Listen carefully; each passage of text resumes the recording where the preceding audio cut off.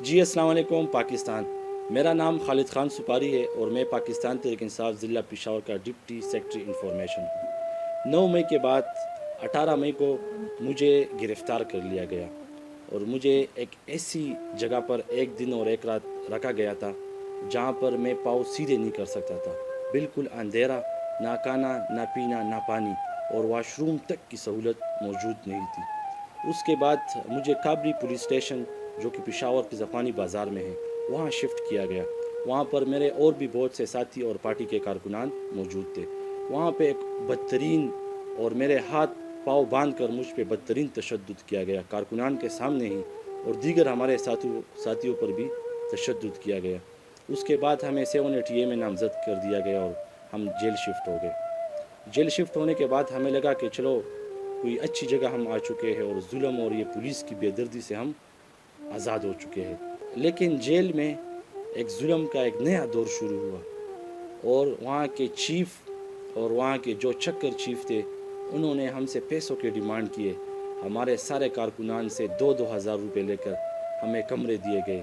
اس کے علاوہ ہمیں ایک دن ایسی جگہ پر رکھا گیا تھا جہاں پر سارے نشی لوگ تھے، آئس والے تھے، جہاں پہ چرسی تھے، ان کے ساتھ رکھا گیا. پھر انہوں نے ہم سے پیسے لیے. ہمارے کارکن بہت غریب لاچار، ان کے پاس کچھ نہیں تھا کھانے پینے کے لیے، نہ جیب میں پیسے تھے. پھر پارٹی کے ہمارے جو لیڈر ہے پشاور کے، عرفان سلیم صاحب سے میرا رابطہ ہوا. میں نے اسے جیل کا حال احوال سنایا، کارکنان کے داستانیں سنائی کہ اتنا ظلم ہو رہا ہے، جبر ہو رہا ہے.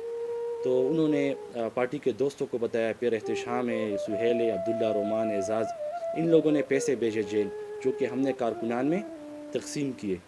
اس کے بعد پھر مجھے دوبارہ فقیر آباد پولیس اسٹیشن بحوالے پولیس نکال دیا گیا کہ آپ ایک اور 2-3 FIRs میں بھی نامزد ہو، جیسے ہم کوئی اصل دہشت گرد ہے.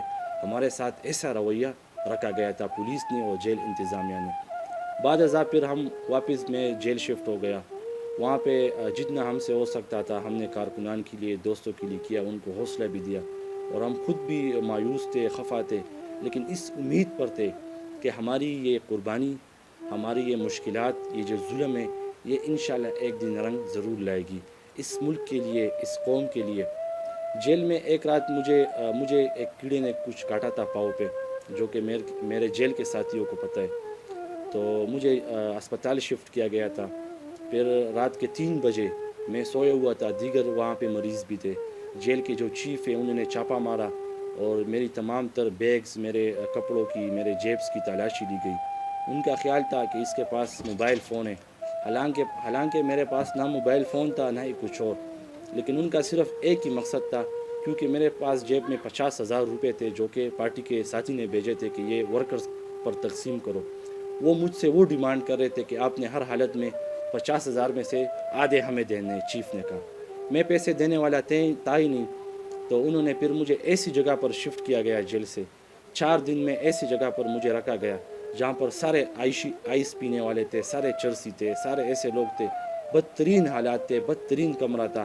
لیکن الحمدللہ پھر ہمارے وکلاء کی مدد سے، advocate Ali Zaman, Adil but صاحب، ایڈوکیٹ عامر شہاب، ان سب کی تعاون سے ہماری ضمانت ہو گئی اور ہم اپنے گھروں کو پہنچ گئے. Thank you.